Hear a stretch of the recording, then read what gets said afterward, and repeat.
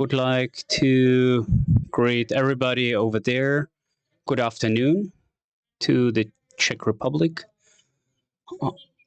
Greetings to all conference participants. I am very sorry not to be able to attend your meeting. Nevertheless, the council's meeting had to be or was a must, and it was the most productive meeting of this council ever conducted.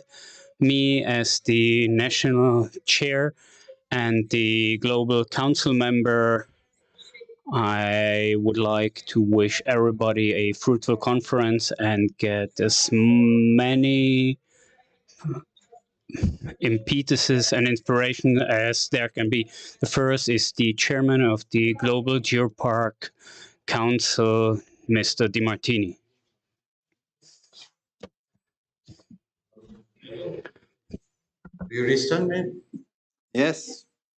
Yeah. Hello, everybody. So happy to be connected with you. We are, as you know, in Thailand, and we just closed 2 days of intensive meeting of the UNESCO Global Geopark Council. So it's very nice to be with you and to imagine you in Czech Republic. 16 countries connected, and I don't know, maybe you are around 100 participants working on development of geopark and interpretation in Eastern country. And this is a place of the world where we don't have any geopark. So what we are doing at this moment is very important to develop, to share first what is the concept of geopark, and to develop in this country project of geopark, which is important vision of territory, which connect the time of the years with the time of human societies, all that with a vision of a different, sustainable, integrated development. So what you are doing, I guess, and I feel is very important, lightning project in the Eastern country, and be sure that all of us, we are supporting you. We would like to be with you, but we are in Thailand, and I am personally sure that you will do a good work. That is important is to dream and imagine a different future for your territories, creating UNESCO Global Geopark. I don't speak more. A very good meeting to all of you, and thanks very much for your attention. I leave the seat to Nicolas. Nicolas, President of the Global Geopark Network.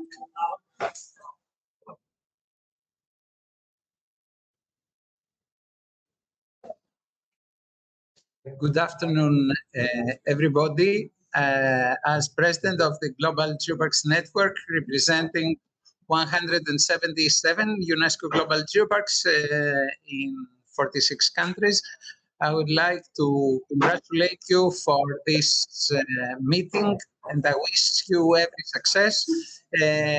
Already Guy said where we are. We are in Thailand and working for the session of the UNESCO Global Geoparks Council.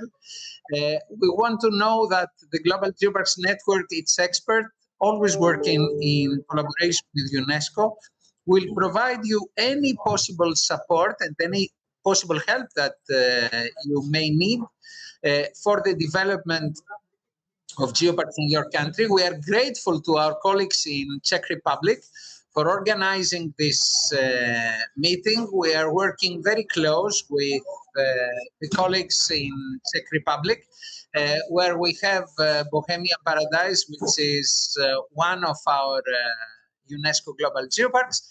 And we hope that the experience of that you will get in this conference will help you in order to develop similar geopark projects in your country. Have in mind that the Global Geoparks family will be supporting you and I wish you every support, every success to your meeting. Wishing you the best personally to you and to the projects that you are developing in all Central Asia. Hoping that soon we are going to have new initiatives for Geoparks in our countries. Thank you so much for attending this conference, and many thanks and congratulations to the colleagues in Czech Republic for making possible this meeting and hosting you there. Thank you so much.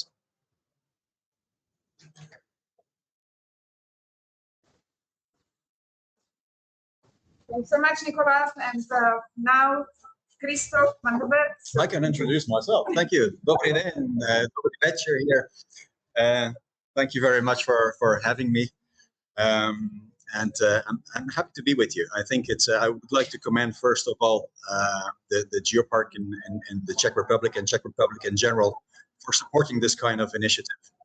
Now I'm working for UNESCO. I'm the chief of the section dealing with Earth Sciences and Geoparks. And in 2015, UNESCO adopted the Geoparks network, and it's been expanding ever since. And I think the interest worldwide has grown as well, because people really recognize it as one of those site denominations that can actually make a difference for local communities. And I'm very happy to see that Geoparks worldwide are taking up the responsibility to spread the word and to share their experience. And I think that's the strength of the global Geoparks network. So from UNESCO, we're very happy to work with GGN and with the individual Geoparks to promote the concept worldwide. I'm very happy to see here so many people connected. This shows that in your countries you share that interest. And I can only say that at UNESCO, well, we have the colleagues at headquarters, but we also have 52 offices worldwide. And in those offices, we have experts who are ready to help you, to support you. I know that we have been helping initiatives in Armenia. There was a mission planned in Armenia in 2020, but then came COVID. We also had a regional training session in Uzbekistan recently. We will soon have, hopefully, a geopark in Kyrgyzstan. So I'm very happy to see that there are initiatives rising in your countries as well. And from our side, together with GGN, we are more than happy to support you. So let me thank again the Geopark in the Czech Republic, a country where I lost a little bit my heart because my wife is from there.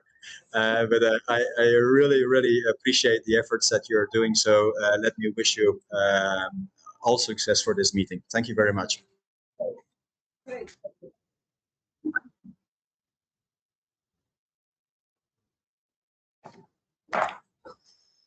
Hello, good evening, dear colleagues, or good afternoon. You are in Czech Republic. It's a pleasure to shortly communicate with you.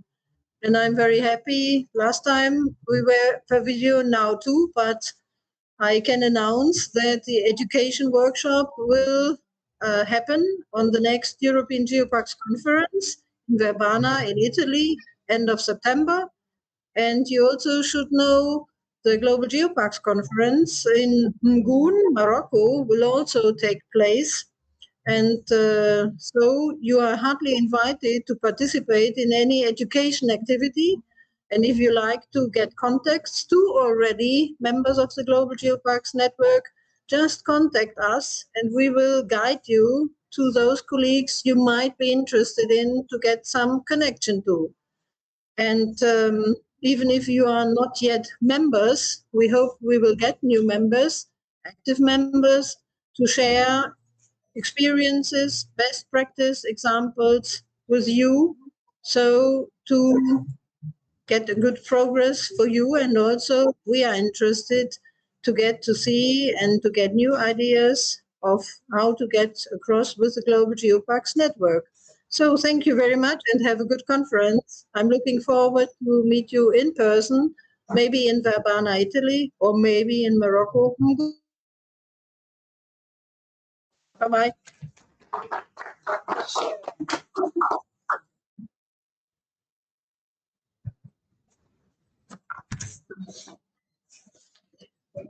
Buenas tardes a todos, mi nombre es Helga Churtín, soy uruguaya, soy miembro del Consejo de los Geoparques Mundiales de UNESCO y tengo el honor de estar hoy acá frente a ustedes.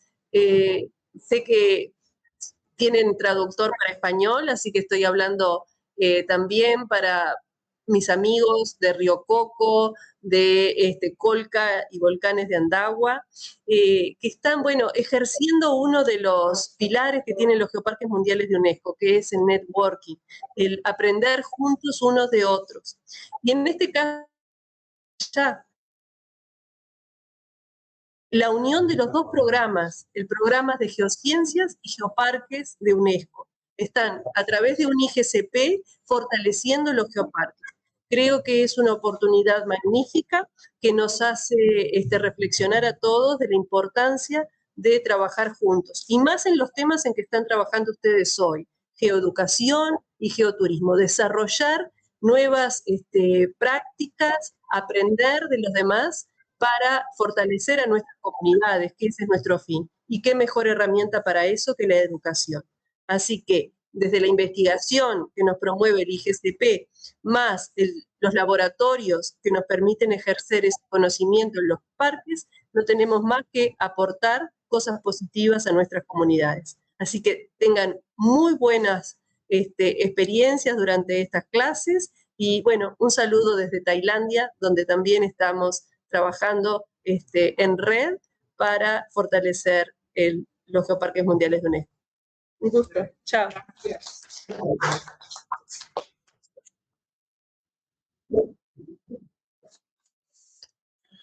Good afternoon, everybody. I'm happy to get connected with you in this very important event. Congratulations to have such a important event to develop geopark in eastern part of the Europe and also in Middle Asia.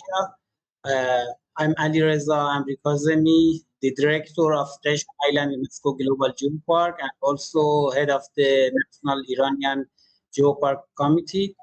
I will be happy to help our neighbor countries, especially in Central Asia, to develop geopark concept in the region.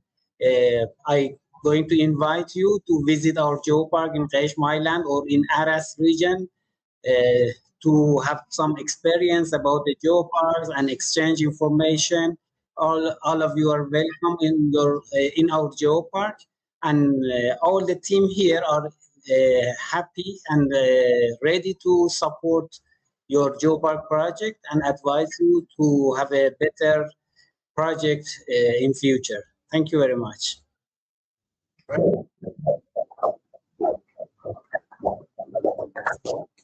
Many thanks for your attention. Děkujeme za pozornost a přejeme, ať se konference vydaří. And we wish you a fruitful conference. Unfortunately, we weren't able to attend your meeting in person. So once again, a fruitful conference.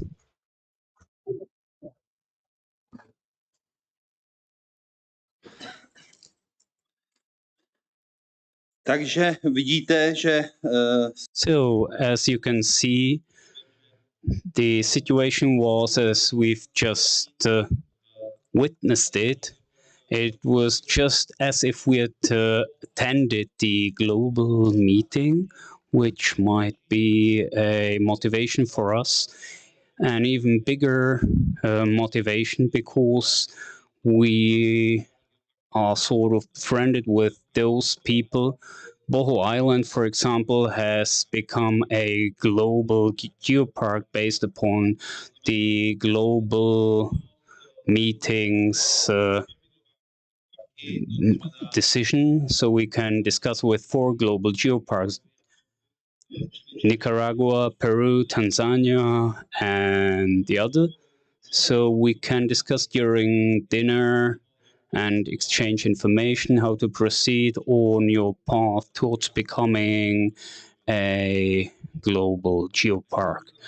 And now I would like to hand the floor over to Pavla, and I'm convinced that the conference will proceed successfully. Let's move on with our agenda. Sorry for the insert, but there were some troubles with finding a time where everybody would be able to speak. I would like to hand the floor over to Yevgen Machaev, who's going to tell us about the Azerbaijani geoparks. First, I want to thank the persons who organized such interesting, helpful meeting, because this meeting, I absolutely, I hope that this meeting will be very important role in the establishment geopark in our country. Let me start. I want to shortly describe our idea in establishment of the geopark in our country. Azerbaijan is an ancient country situated at the crossroads of Europe and Asia in the southeast of the Caucasus region. It is located on the western shores of the Caspian Sea and occupies an area of 86.6 thousand square kilometers. Approximately 4,500 species of plants have been recorded in the country, with 210 considered endemic to Azerbaijan. The country's plant diversity represents around 2/3 of the floral diversity of the entire Caucasus region. Meanwhile, around 25,000 species of invertebrates have been recorded from the country, in addition to 104 fish, 11 amphibians, 405 birds, and 150 mammal species. Protected areas of Azerbaijan Republic differed in conservation goals, and usage features are assigned the following status: state nature reserves, including biosphere reserves, national and natural parks, ecological parks, natural monuments, state nature sanctuaries, zoological parks, botanical and dendrological parks, sanatoria, and resorts. The total area under all protected areas is 8,092,865 hectares, distributed among 10 national parks, 10 state nature reserves, and 24 state nature sanctuaries. Later on, I will distribute the books and brochures about our special protected areas. To preserve Mother Nature, the government created an array of protected areas covering more than 10% of the country's territory. One of them was established for the mud volcanoes, given that Azerbaijan has the highest concentration of this unique phenomenon in the world. Having a protected area, however, is not enough. It is important to promote them and raise the awareness of their benefits. For that purpose, the management of protected areas gives room for different tourist routes within the protected areas.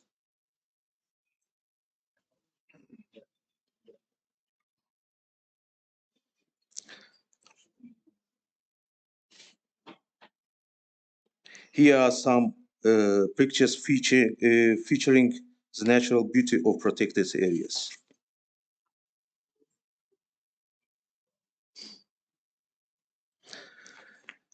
Meanwhile, some nature treasures of Azerbaijan are internationally recognized. Two of them are on UNESCO tentative list: the tertiary forest and mud volcanoes.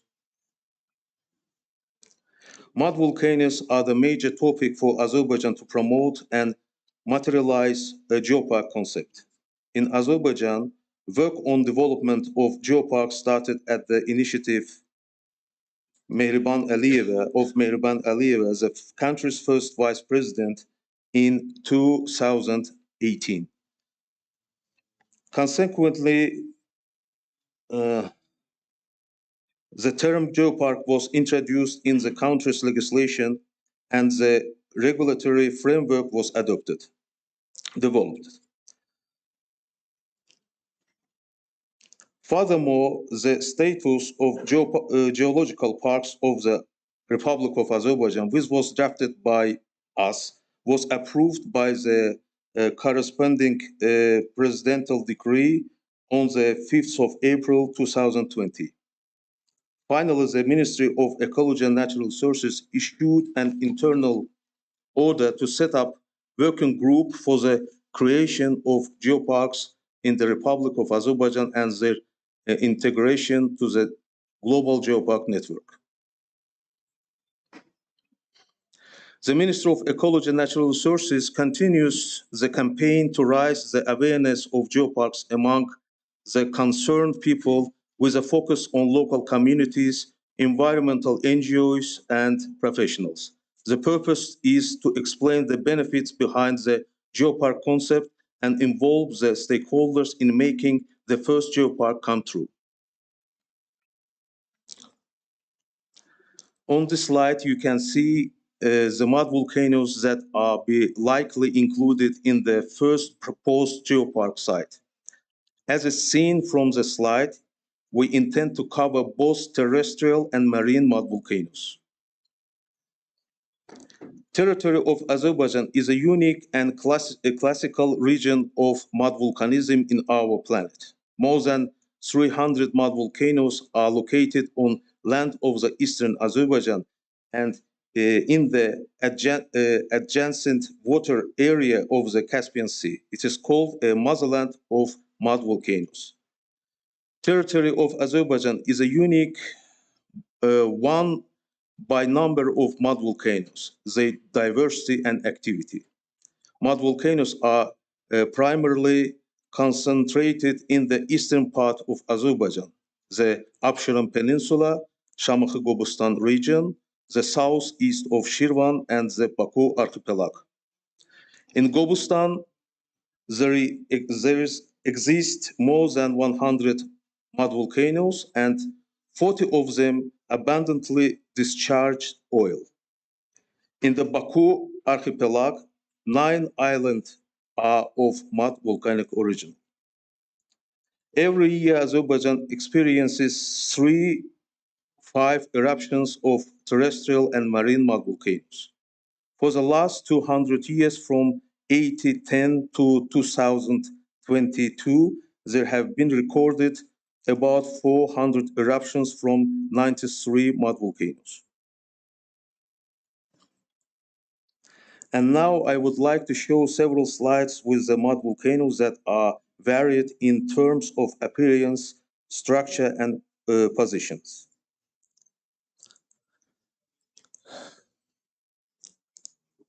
Pilpili Karadağ mud volcano is an interesting case since that mud volcano is a close proximity of the onshore oil field, but still with active sails, griffons, and cones. Here you are some very interesting mud volcanoes, which are planning to include to the geopark territory. For example, this Galender Aktarma mud volcano is a very interesting mud volcano. You can find approximately 250 sopkas. It's very unique for the Earth. For example, Goturdağ mud volcano, also very interesting, and this mud volcano's eruption is a unique in the world. This Kirdağ mud volcano also very unique because, as you see, this mud volcano is producing oil for 1,000,000 years.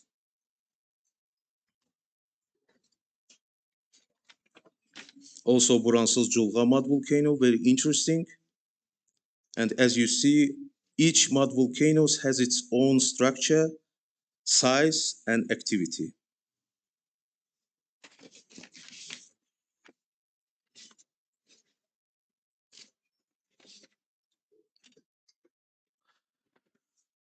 We have also 9 mud volcano made islands.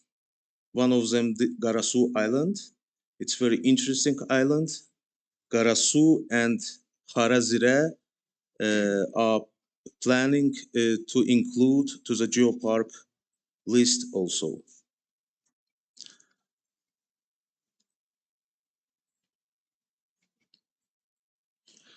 This volcano also very unique because the volcanic breccias cover approximately 550 hectares. It's very big area.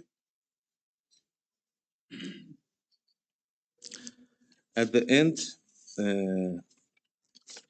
proposal for corporations, exchange of experience involving joint training and study tours in the field of management of special protected nature areas, exchange programs and projects with member of the UNESCO Global Geopark Network, cooperation on ecotourism, development in geopark areas.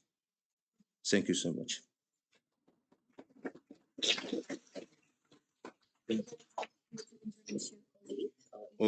Okay. If you don't mind, they can do it themselves. Okay. Takže naši kolegové.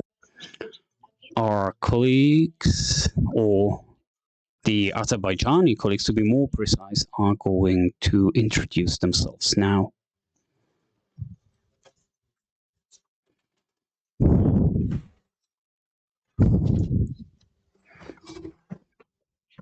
Definitely. Thank you.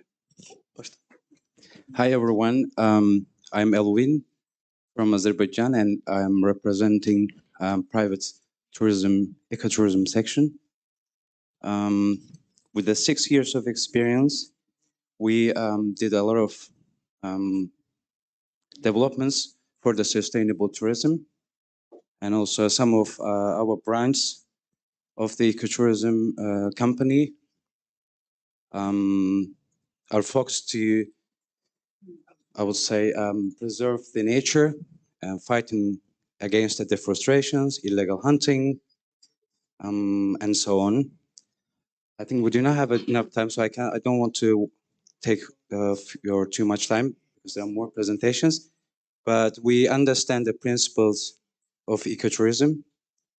That's why I believe that to understanding better this sustainable tourism and preserving nature, it's a great opportunity for us to attending such events, conferences, study programs.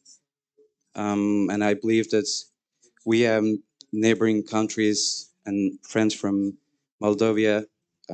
I think they were almost very similar positions and situations. And the geotourism and ecotourism are still in improvement stage, I would say. And I hope at the end of this conference, we'll be able to get some knowledge that we can apply in our regions.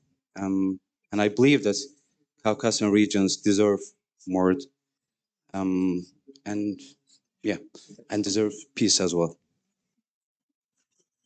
Okay, thank you very much for all, and especially thanks to the organizer and who support us to be here. So I believe that we can learn a lot about the establishment of the geoparks for our own country, and also we can share our experience and how we can do it, and maybe we can do it together also with some what kind of documents or all of the stars we can do it together also. So I'm open to share my contact details with all of you so we can discuss more about that.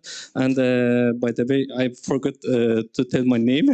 So my name is Elmir Gadirov. I represent the State Tourism Agency of Republic of Azerbaijan. And addition to the Ceyhun presentation, I would like also to mention that we have the more geo sites such as hot springs, especially for the south of Azerbaijan and the western side of Azerbaijan, and we have the lakes and mountains more. We don't want to take much more time, so we can discuss independently. So thank you very much all, and thank you for the organization.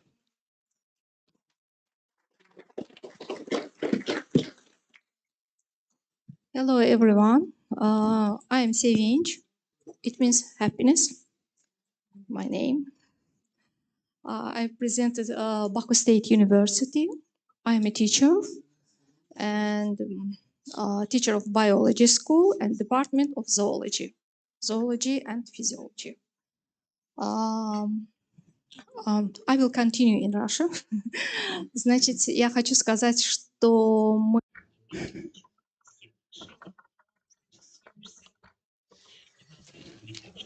We have a very close cooperation with the Charles University, and this cooperation has been now going on for about 10 years.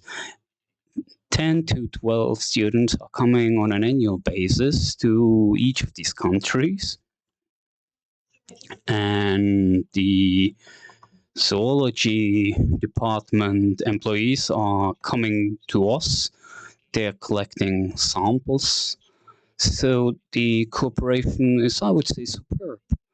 And I'm very happy to be given the opportunity, though I'm neither a geographist nor a geologist, but I was offered to get to your place. It's a great country. As far as geotourism and geoparks are concerned, I am also focusing on geotourism and so on. But me being a teacher, actually, I'm interested in new information into what's new, and I'm sharing this with our employees and students. Geoparks are very interesting. It's a current issue. Nature is a current topic. And I'm very happy to be given the opportunity to listen to your presentation. Nature can sort of be classified into two parts, the animated and inanimated. We, the biologists, are always focusing on the animate. Nevertheless, the inanimate is something else. But the inanimate wouldn't be possible without the animate. The inanimate supports the animate and vice versa. That's geography. In this case, a area we have to focus on better in order to understand how biodiversity actually works. Thank you very much. I wish you a fruitful conference, and let's hope our cooperation will be even strengthened. I would like to thank the colleagues from Azerbaijan for their excellent introduction. Should you have any questions to them, do not hesitate to them anytime.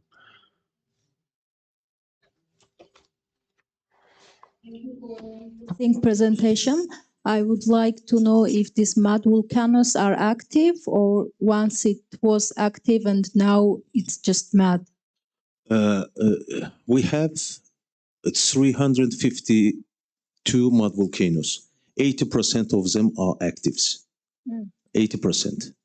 And each mud volcano had its own structure, size, and activity. Thank you. You're welcome. Any other questions? Can I just... Thank you.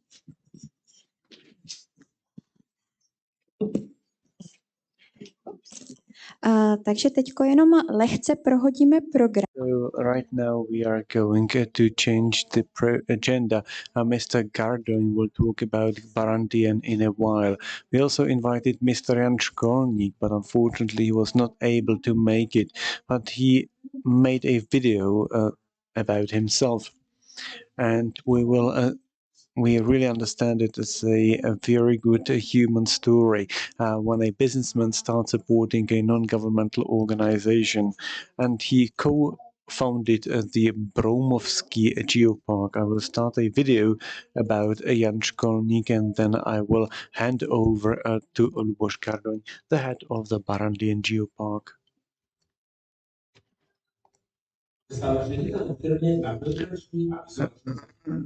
So in 2004, okay, we have to wait.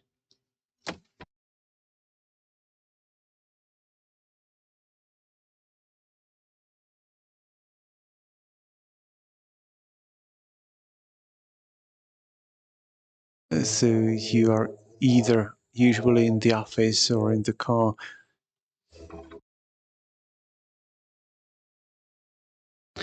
Jan Školník accepted an offer to do business in the Bromov region.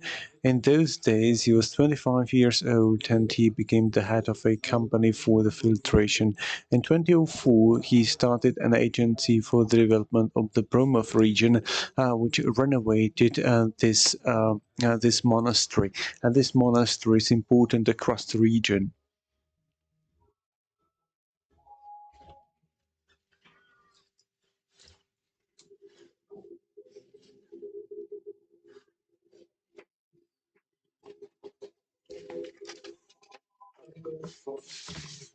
And this is a conventional story of the former German border area, because before the war the Germans expelled the Czechs, and after the war the Czechs expelled the Germans.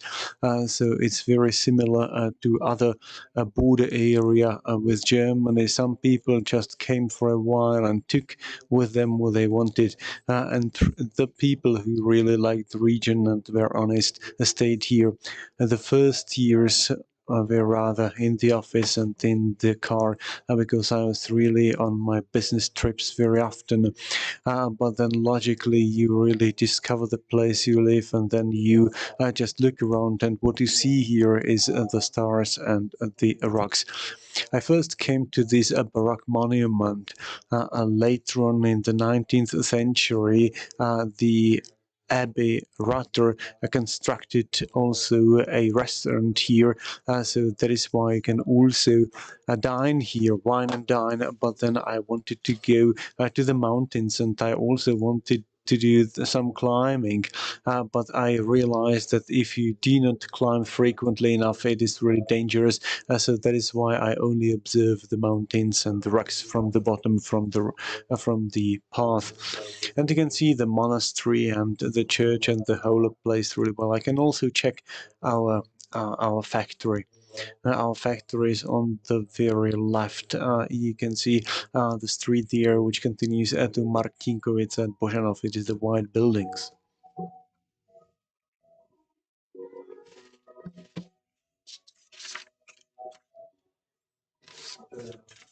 So come on. So is my hair dressed? Oh no. Okay. Honestly, I prepared our whole family, including my son, that we can really end under the bridge, that we can lose anything, all our money, because when we are buying this company, we are so indebted, and that before that moment, I could not have earned that money. And at the beginning, we invested really money that we borrowed from banks. It was really a huge amount of money, and I had so much fear. I can answer the question exactly the other way around. I was not afraid at all, but what I admire is that my father managed to take the decisions in those days, but I was 24 years old. I had no children, no wife, and no commitments. So for me, it was really very easy, and I was confident that the business would go well. And luckily, it played out well. So the difference is that my son did not feel the fear, unlike me. We produce filtration technologies for the filtration of industrial fluids. Winemaking is really the the main business. And the traditional winemakers believed in our technology, and today we are also well known among French or Californian or, for example, Chinese winemakers. And it's really great joy when you visit the winemakers. Bromov had a link to winemaking thanks to our filtration technology, so that is why we wanted to introduce the wine culture here. So we decided to present the wines from the national collection here in the monastery. I don't know who came up with the idea to go and ask if we could do this in the monastery, and the vicary agreed. And then we held the Vinum, etc. in 2004 for the first time. And since then, this event has been taking place every single year. And then we learned about further opportunities, and we just coordinated a future cooperation with a monastery. So when the Benedictines came in the 13th century to the Bromov region, in this very same way, they also created a place deep in the middle of the forest. And they did not only create their own homes, we also know that many villages were erected here, where people came from other countries, even German-speaking countries. And in this way, the countryside was cultivated and used. So we are in the church, St. Adalbert Church here in Bromov, and it is consecrated to the Saint Adalbert. And it has to do also with the start of the Břevnov church to which we belong. So do you want to turn on the lights? I do not know how. I can do so. This also has to do with the religious administration, where the Benedictines had their administration. You can find beautiful churches all around here, and this is now this is the Mr. Zinke, the priest Zinke had this renovated in the Baroque style. He invited the Dietzenhofer architects. So I will now invite you to the monastery itself. It doesn't look that attractive. It only is a proof of the fact that after the priests were expelled from this place, this monastery became a place where many Benedictines and many nuns were internated in the 1950s and 1960s. Many nuns.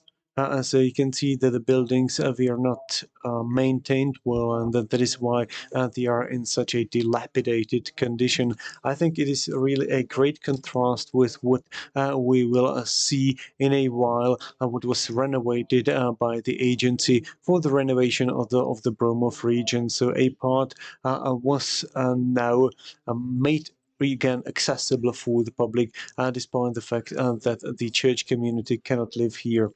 The premises that have been renovated were often without flooring because the flooring had to be removed, and also the ceilings were missing on the third floor, and the monastery was definitely not maintained. But it differs, it varies depending on the story, so we can't say that the upper floors would look exactly the same as the ground floor. We are now in the building of the former grammar school.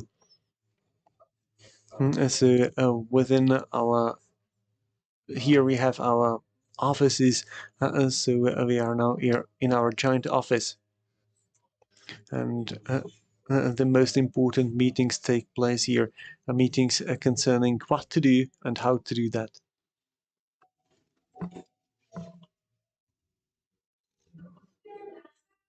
Hello, welcome. We are now in the office of the Agency for the Development of the Bromov region. We are employed here at this moment. I'm preparing another copy of the electronic newsletter for the new tourism, and Katerina has now finished a report that she's going to publish on the homepage. I think that this agency is a good way to make this place vivid again. I'm pleased about this because even the businessmen and the civil servants tell us that more people keep coming here, and also, for example, new venues have been erected here, like, for example, new museums, or, for example, places of where you can find accommodation and dining. So I have a job, so I can prepare a newsletter about tourism, and other people can come here and spend their time here.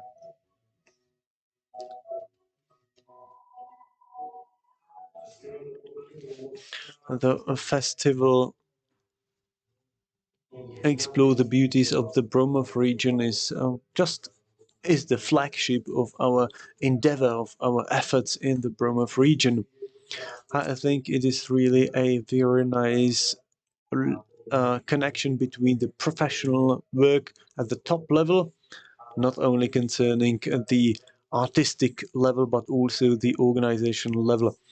And what I also like about the project is that the concert doesn't give you joy only at the moment when you are listening to the concert, but it at the same time enriches you with information, and it also helps us gain money for the renovation of the monuments here, and also revives the culture because it has a long history and we can now unveil it.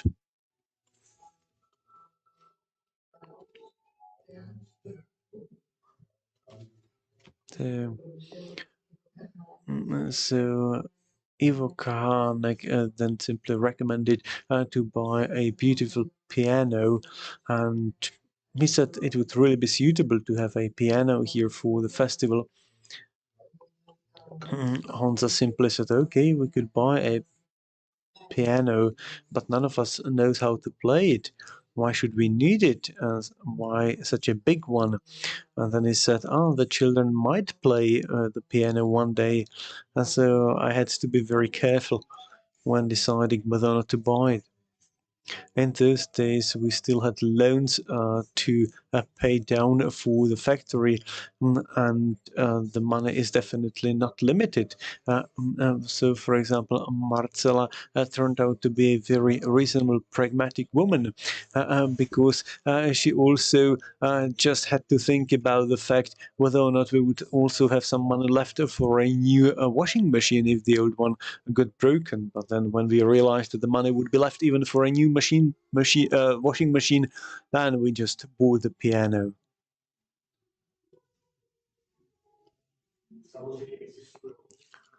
Of course, there are businessmen who simply take a lump sum and then donate it for a philanthropic purpose. But Mr. Školník does it really in the long run. He has really a concept for several years, maybe decades, if you may, you can ask him.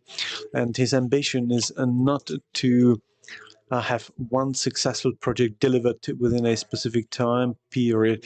His ambition, at least from what I know, is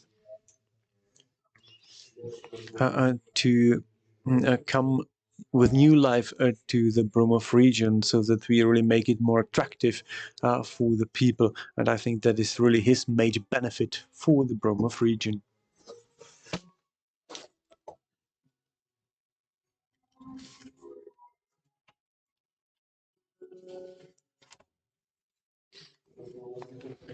So here you can see the transformation.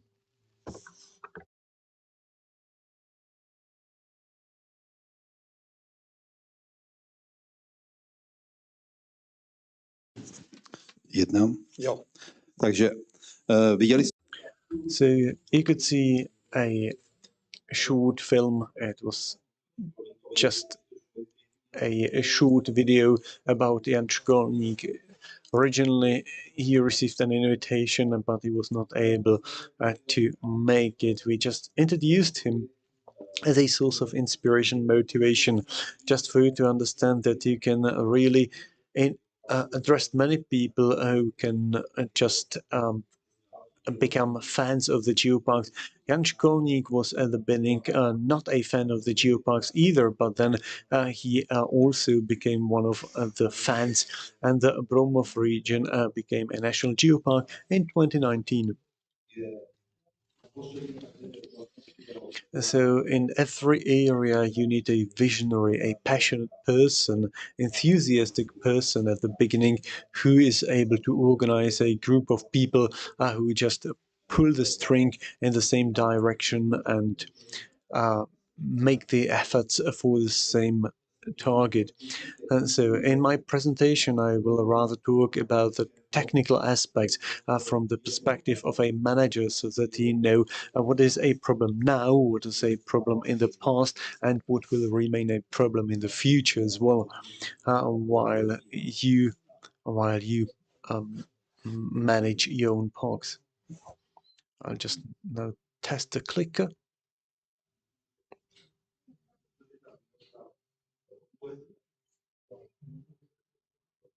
So the pointer is not working because it's not connected with a it's not connected with a USB stick.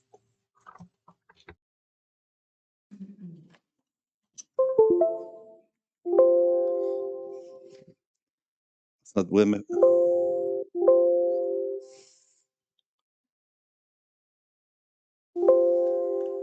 Tak nebudeme, tak já to budu překlikávat teda. Tady. Co se týče našeho projektu. So as far as our project is concerned, it was a great problem to describe what the Geopark Barandien should define. For some 20 years, we made efforts to create the Barandien Geopark. We have Mr. Pšenička here from the West Bohemian Museum who wanted to start a geopark, or for example, Dr. Lang wanted to establish the Brdy Geopark, or for example, there were some efforts here to start the Joachim Barand Geopark. But all of these efforts failed, and then we just simply decided to organize it on our own, and then we asked them on which area a geopark should stretch. So this should be the first question you will ask, and you will get many answers because everybody will give you a different answer. It should be large, it should be small, it should include this or that. So we also were facing this problem, and we were a great advantage that we had the chance to turn to Mr. Barand, who just explored this area, and we used his marking of the area. So this is from the work by the geologist Barand, and in a way we just copied the area which he delineated, and we sometimes just made it larger, sometimes we made it smaller, depending on the marketing strategy of our geopark. So I will now give you more theoretical observation. Those of you who is running a geopark will know that it's simple to start, but once you start and once you establish a geopark, then you will unfortunately have to undergo three phases. First, it is the phase when you start implementing something. Second, you want to grow it, and you need to develop a strategy how you want the geopark to grow. And the third phase, the third stage, is a concentration phase.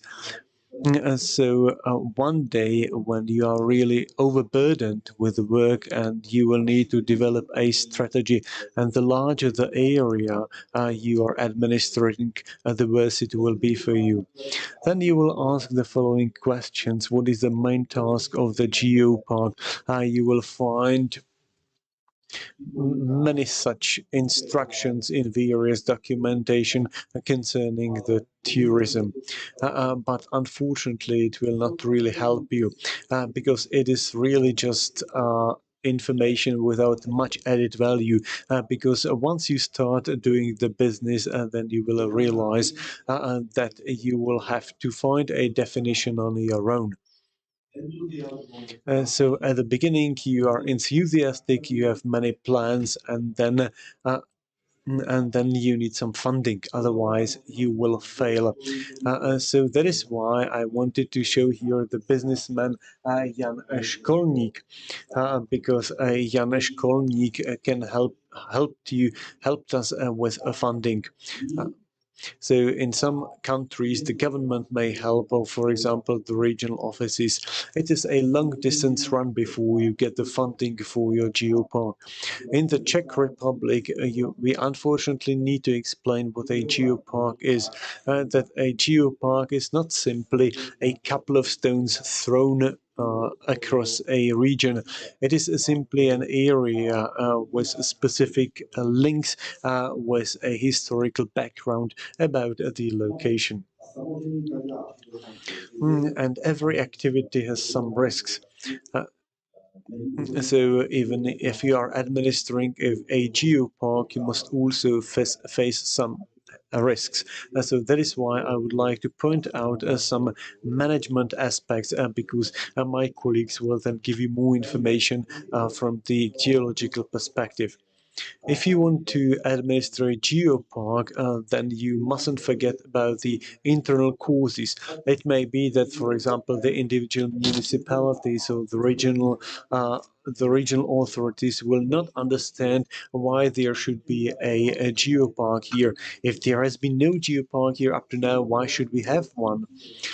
So you need to keep explaining, and you also you simply need to find an educated mayor or, for example, councillor or minister who helps you implement the idea in the specific region. And the second reason is the political instability. That is also a risk. I don't know what it is like in your country. We have an election every 4 years, and so every 4 years we have the parliamentary election, and in the middle, every 4 years you have the community elections at the municipal level. So, for example, you simply realize that the mayor you liked is replaced by somebody else who is not very affectionate for the geoparks. So this is an evergreen story that you must count on. Because in the majority of villages it can't be done. So what's also important is finding enough funding. So you can also get a subsidy from the government or from the regional authorities, but the geoparks will one day have to be able to be self-sufficient in terms of funding, at least to a specific degree. Of course, there are some subsidies, but you need to create a partnership structure in the geopark so that the partners really contribute a specific amount of money on an annual basis per activity, or for example per person, because if you want to administer the geopark successfully, it must be very, very successful. You need stability. And you must also have your own sources of money funding, and only in that way the geopark will become a bit more independent and less dependent on various subsidies or on the decisions of politicians. I'm really skeptical in this respect. So I think it's good to combine the sources of funding. In our geopark, we also use some subsidies. For example, at the back you can see the mayor of the Jince municipality who helped us revitalize this smelter furnace. It is the last one in Europe. So if time is left, so on Wednesday we can pass we can go there and take a look at it. So we'll have an exposition of the Geopark, of the Barandian Geopark, both inside and outside in front of the building. We also have other projects with foreign geoparks. For example, we cooperate with the Magma Geopark bilaterally within the education.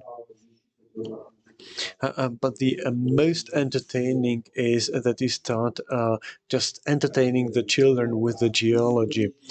It is really the most energizing activity that will give you a lot of passion.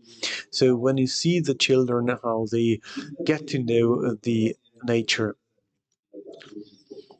So during the COVID pandemic, we are not allowed to go to school, so that is why we just organized a contest about the most beautiful picture concerning the primeval ages. Unfortunately, we are not able to organize a exhibition of the most beautiful ones, but I can tell you that many children joined this contest, included those who are mentally handicapped. We also do summer camps for children. These are organized for children. My colleague Rak will give you more information on this. He also organizes the Geo Walks for our public. You can explain the Geopark on site, so any newspaper, any report cannot replace a contact, a personal contact and communication with the public. It should not only be about giving facts and scientific research findings. It must be about storytelling from that region. And as you can see, we have public across the generations. We really focus on the senior citizens. It is a group which is really very active and has a time for the grandchildren. We also do some trips on bikes. They are managed by us, and we organize these tours in winter as well. Stepan Rak will then present a project called Geo Schools, geological schools. So we also have these schools, not only for school pupils, for school children, but also for the preschool children. And now let us move on to what has to be constructed in the Geopark. You must have visitor centers or information centers. In each of these 7 segments, we have one main center for visitors and then a couple more to complement it. Because when you go to a geopark, when you embark on establishing a geopark, you will keep explaining why you are doing it, if you are harming somebody or something. So, for example, if people can still do the gardening as they did up to now, etc.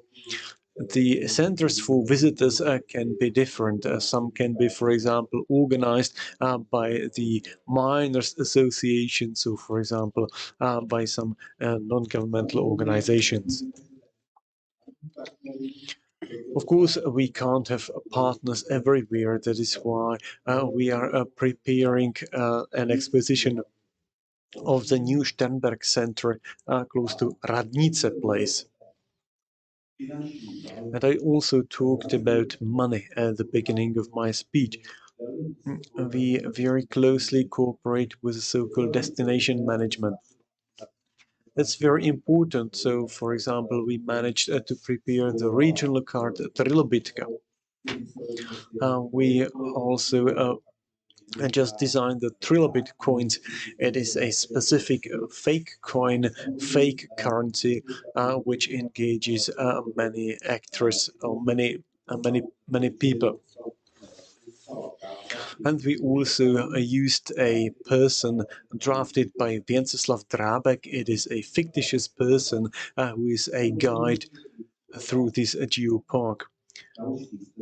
It's a matter of fact that you have to draft specific trails across the whole region. And now and this is Wenceslav Brabec, the fictitious person. You can see a girl on the tree who really reads this book with Wenceslav Brabec, and it's a good proof showing that the children are really very much interested in the geology. Brabec is really fictitious, but the children also asked us a couple of times when they can go on a tour with Mr. Brabec. So I think it is really worth it. I would like to conclude by stating that whatever you want, you can't do it without people in the surroundings and without visitors. You must think about them, but you must also arouse interest in them, and you must also set the rules because otherwise the nature would really suffer. So the geopark can really help the people understand the nature better so that they do not damage it. Thank you for your understanding. So thank you for your attention. Tak my děkujeme za příspěvek. Thank you very much for this speech. And as Mr. Garden has said, Mr. Rack is now going to hold a speech about the geoschools.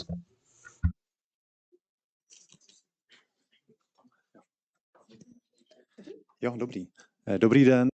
Hello, I am Stepan Drak. I'm a paleontologist and geologist within the National Geopark Barangien. I'd like to introduce you to an education project we've launched with the Geopark. It's an offer provided for kindergartens, schools, elementary schools, and secondary schools. It's called Geoschools. This means that if you're a elementary school teacher and want to get more into these topics, you do not have to learn anything about it. You just get in touch with us, order a geologist, I get to your place and tell your children in a very interesting way, without any Latin terms, anything difficult. It's actually Schola Ludus, as the teacher of the nations, Jan Amos Komensky, told people to actually play and get to know the unknown. The activities are, for example, as follows. As Mr. Rubash said, without fieldwork activities on site, you cannot do anything.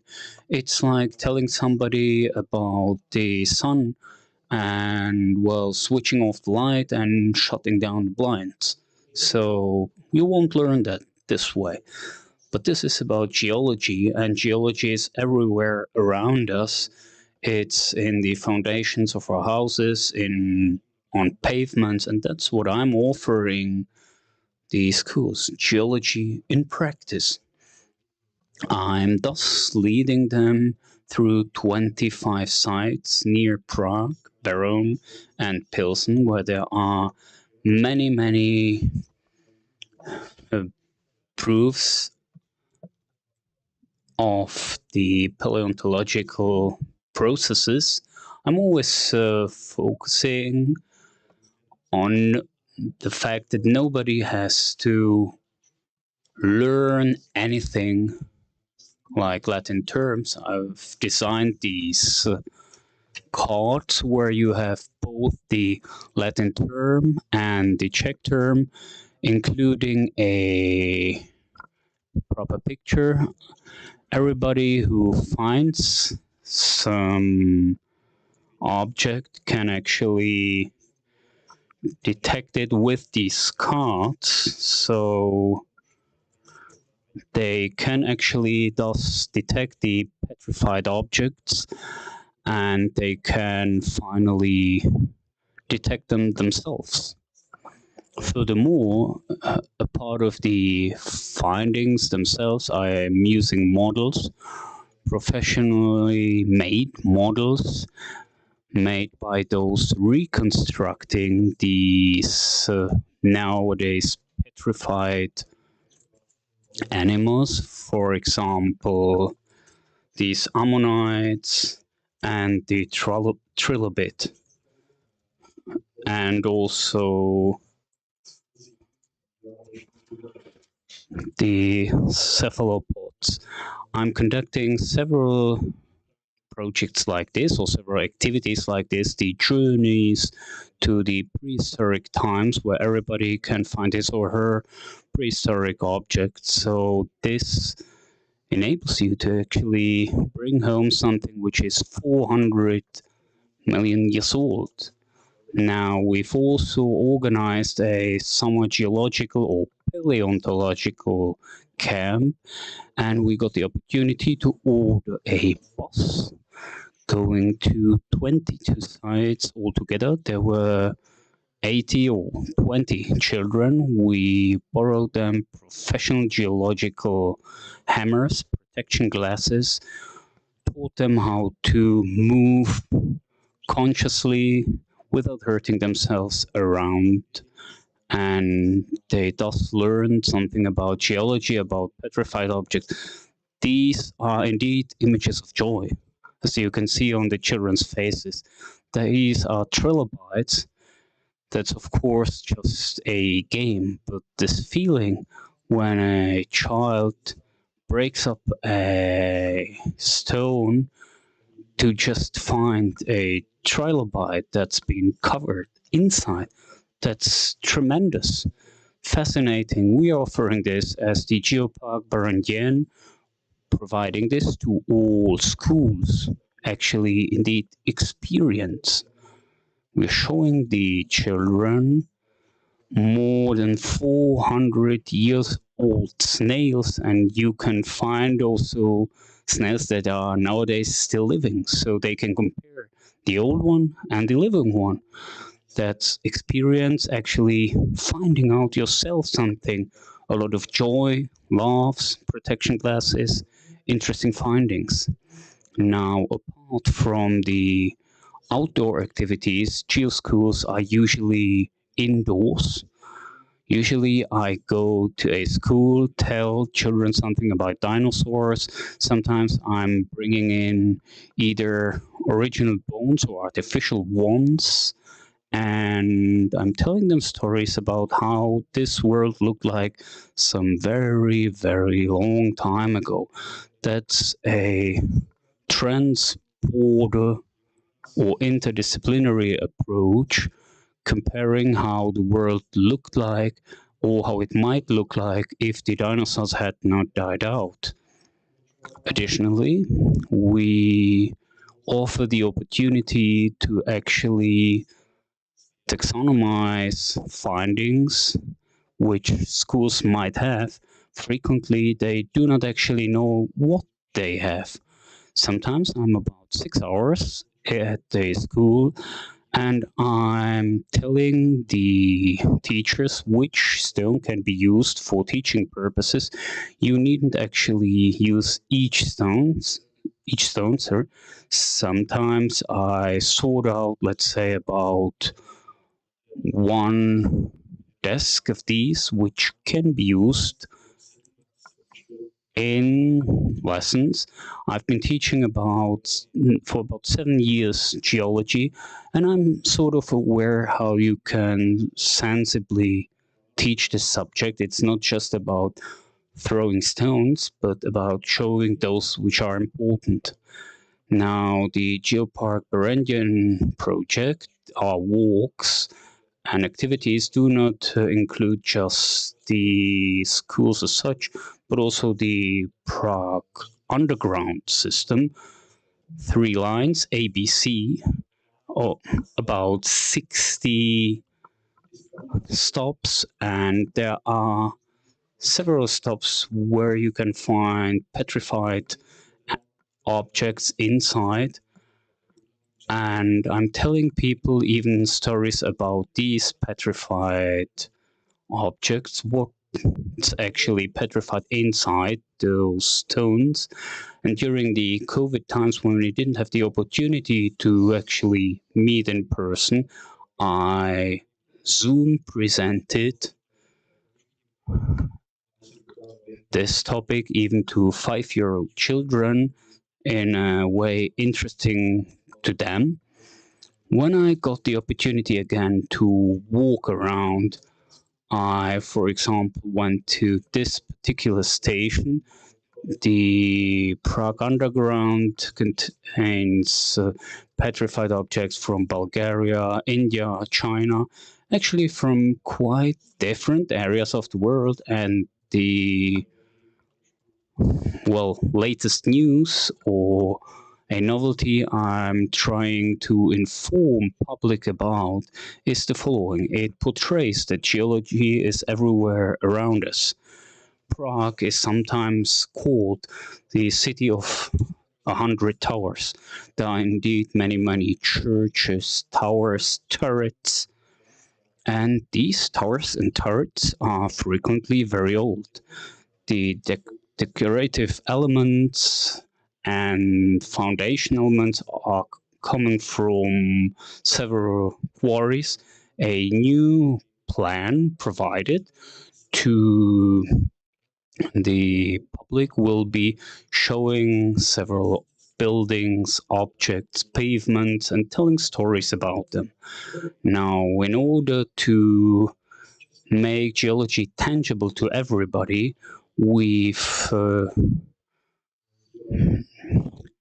designed this particular geological hammer.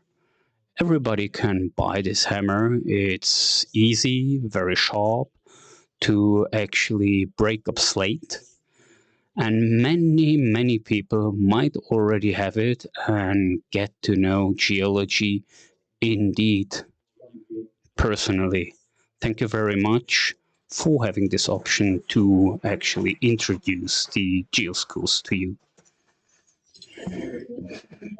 Thank you very much for the presentation. Are there any questions? Pana Jirku Vitáloše, posledního řečníka So let's hand the floor over to Mr. Vitaloš.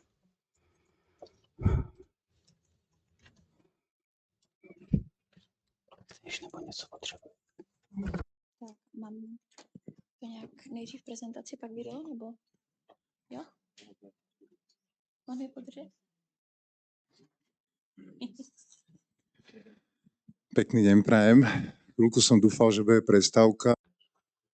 I wish you a good afternoon. I was hoping for a break so that we can rest for a while, because there is an abundance of information which really shows that we are a large family, showing that each of us goes a different way, but goes a different path, but we still have the same ambition to administer, create, and maintain the geoparks.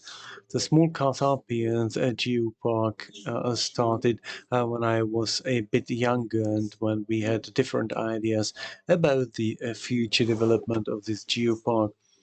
That is why we said that the way to the geopark is longer, but it is less comfortable.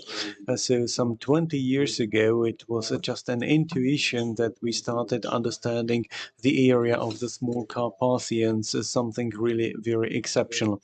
You can see it here on this geological map. The geology is really very, very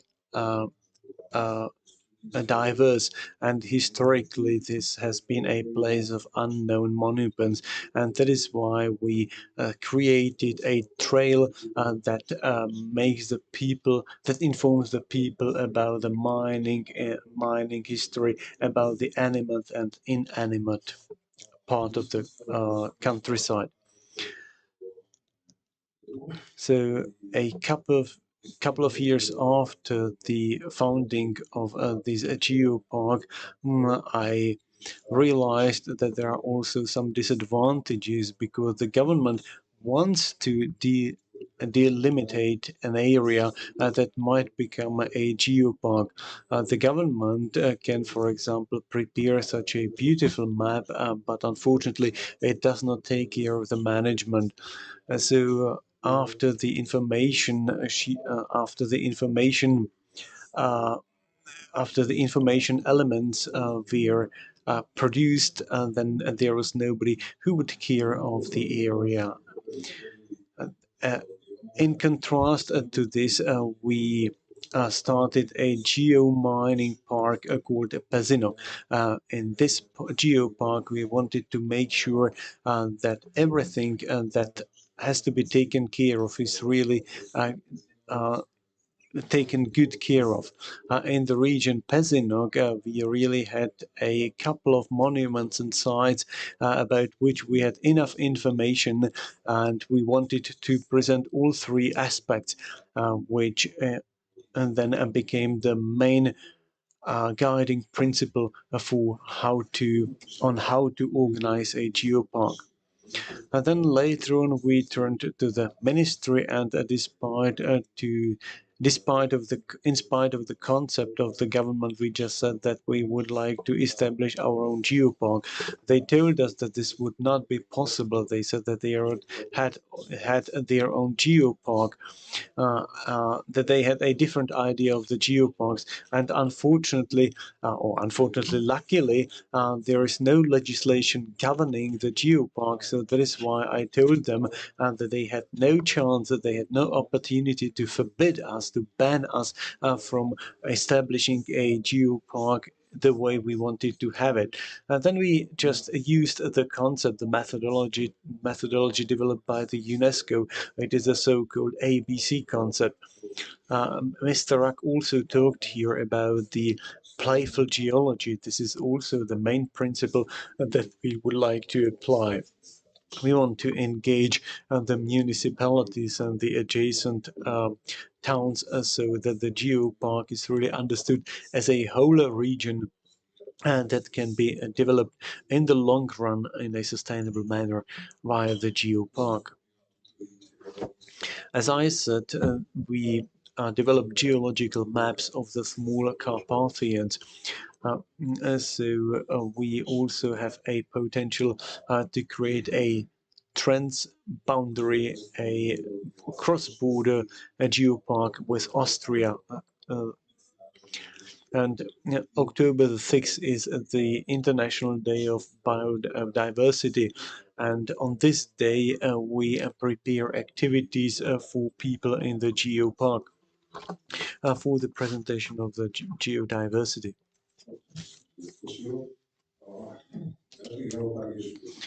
Every geopark is specific, and this is really beautiful about the geoparks, that each park is a bit different.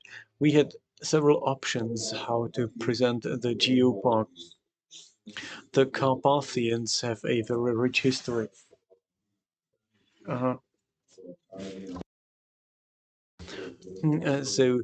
We, for example, in the Bronze Age, bronze was processed, and before, for example, some axes were produced. Then we had the Celtic community here, and the knockers or miners always realized that there are really some unknown creatures existence there. So that is why I would like to show the film that we made. A Norwegian journalist came, Johansen. He wanted to participate, be engaged in making the film.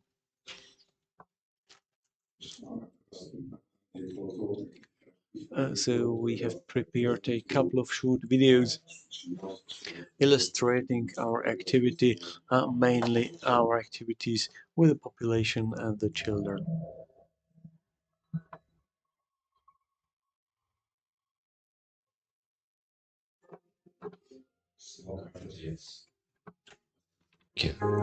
Central Europe.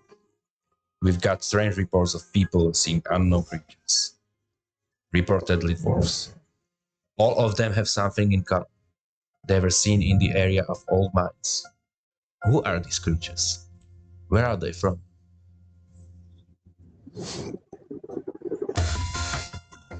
I'm meeting our Slovak colleagues.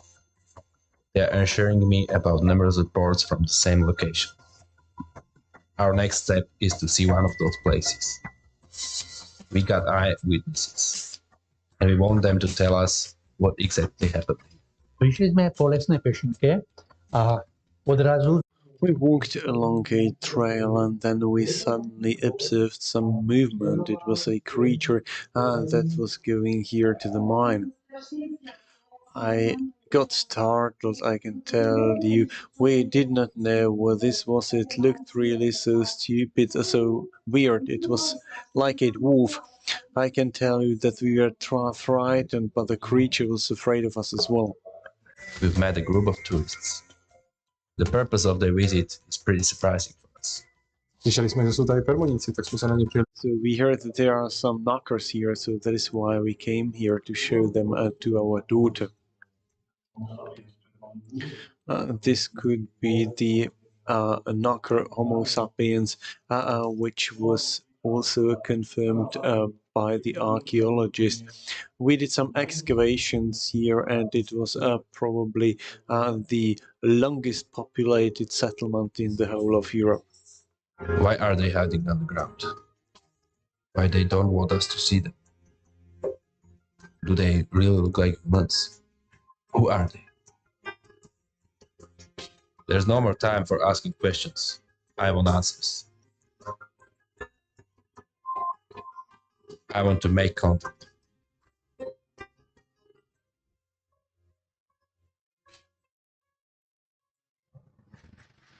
This old mine behind me is the place of last contact of our mysterious creature, probably Homo sapiens permanicus. So we are going to look inside and see what happens. Go, follow me, come on. Yeah.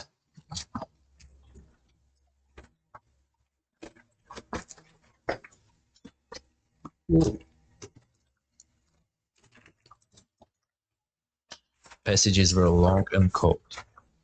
After hours spent underground, still no evidence of life. I need more time.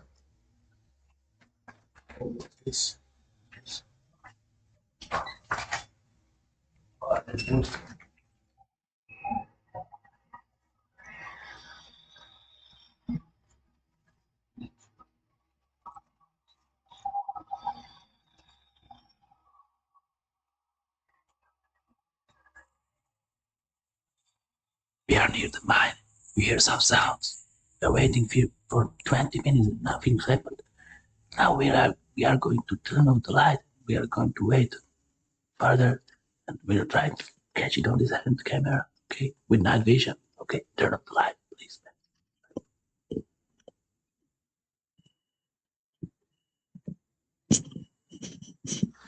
Okay. I mean, there's a light there. There's a light there. I'm going now. I'm going now. I'm going now. I'm going now. I'm going now. What's it? Come on, come on, come on, come on.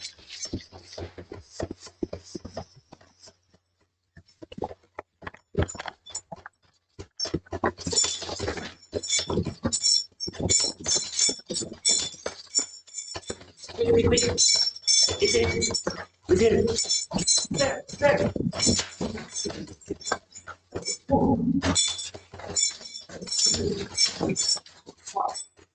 Dead. Crazy, man. Fuck it. There's nothing. We don't got him.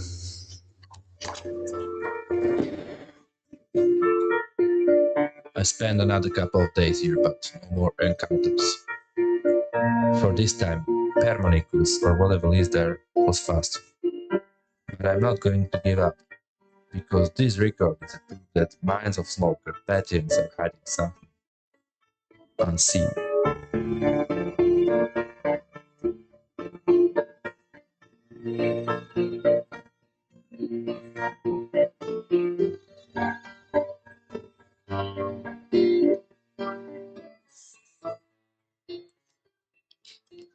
Chci vám dát vybrat.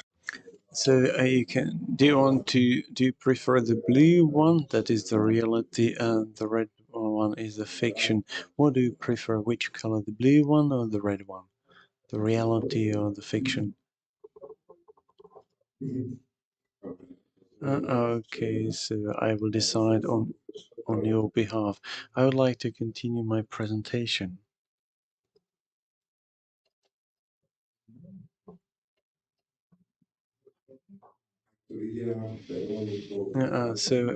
This is how our children see these Permonicus creatures, the knockers. For hundreds of years, various legends have been around about the creatures living underground. So when we organize events for the children, so this is how the children draw these creatures. It is really a good way of working and of explaining the history of mining to the children. You can also use it for some mystification of this creature. So this was probably the smallest knocker ever drawn, having just a couple of millimeters. If we maybe placed several of them above each other, then he or she would have about 10 centimeters only. So the first finding was this Venus. It was a settlement approximately 21,000 years old, where we found this Venus of the knockers. It was famous for a big wolf's beard. So it was quite difficult to distinguish between male and female knockers. And this person in the middle with the hands up is the Permun, the god of the miners. When we wanted to find out why he or she has the hands up, this is how the Christians in the early times welcomed Adele. Can you please all raise the hands, both hands, please, all of you, and try to stretch them as much as you can. Because when the miners wanted to show how big they are, they did so. And when it then started moving your fingers, that meant, oh, let us go for a beer.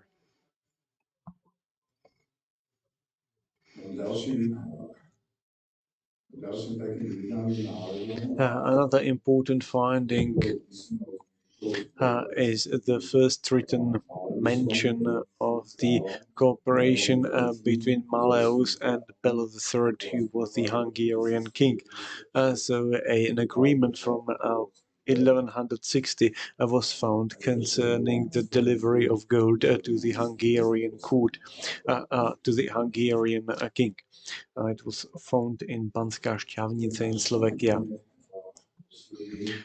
This is the very last finding from this year. It is the oldest knocker, Basinopithecus permonicensis. It is 4.8 million years old. It is even 100 years older than its peer from Australia. I would like to show one more short video. George Méliès was a very famous filmmaker in France, and he really made hundreds of films, and only a couple of them were found, like, for example, the journey to the moon. And we were able to find a film called The Secret Life of the Nacros Permonicus creatures.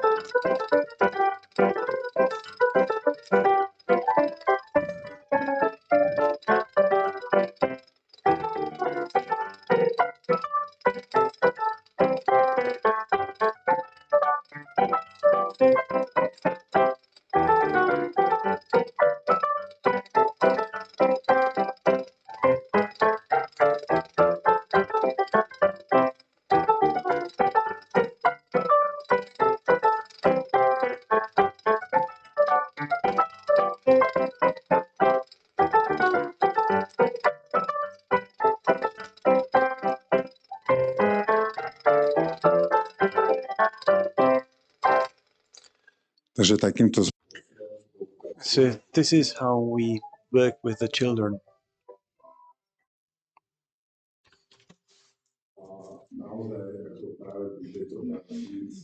And when working with the children, we want to develop all aspects of the cultural space they live in. And I think that this filmmaking can also help them become more familiar with the history of the place they live.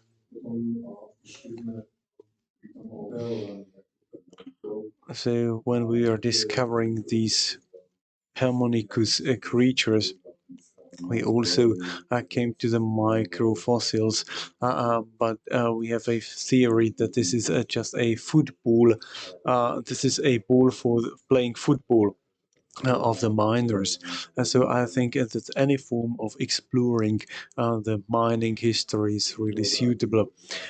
And this image is always interesting to me because anytime I look at it, I just consider who is looking forward and who is looking backwards. But I think when we look together into the future, I think we will see more.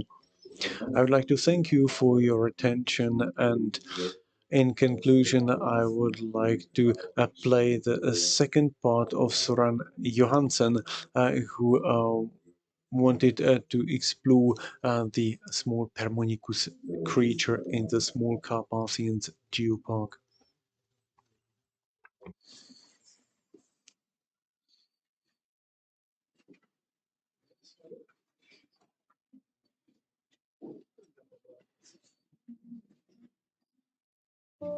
Malé Karpaty, Slovensko, stredná Európa. Správy o výskyte Norsky. Small Carpathians, the Norwegian explorer wants to find the Permonicus creature. Once again, he has flown down to Slovakia, to the place of the first encounter with the Permonicus creature.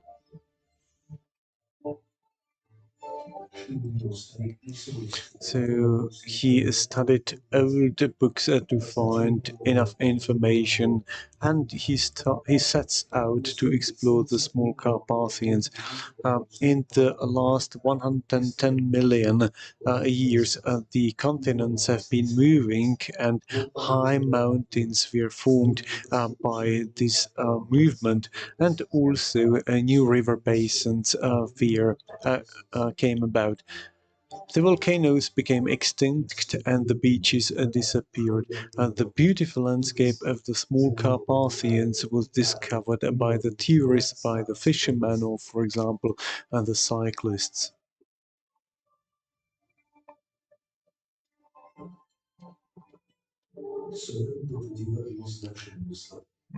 He was watching this theater, this show, and he felt that he set out on the right journey.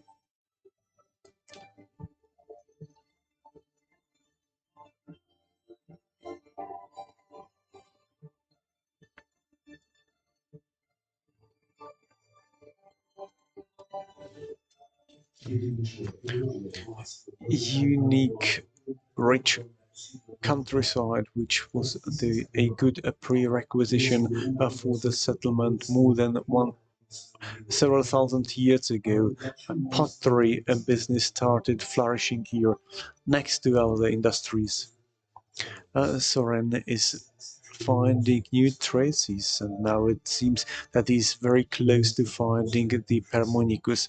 But the atmosphere is much stronger. He's really indulged, and then he forgets what he was looking for. So he can hear voices from the distance. But he still has a chance to find the Permonicus. But the children are just flying the kite. He just sits down for a while to relax. He has not found the mysterious creature, so he's just sending it to the small Carpathians forests. So come and explore the small Carpathians.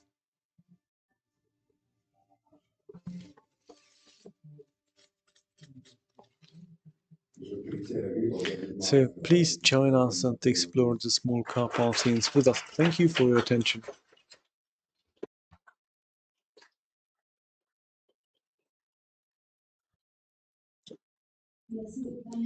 So I would like to ask you if there are questions. So we'll break now, and so the refreshments are in the same place as in the morning. We have again water, coffee, and a small buffet, and in approximately half an hour we shall meet here again and continue.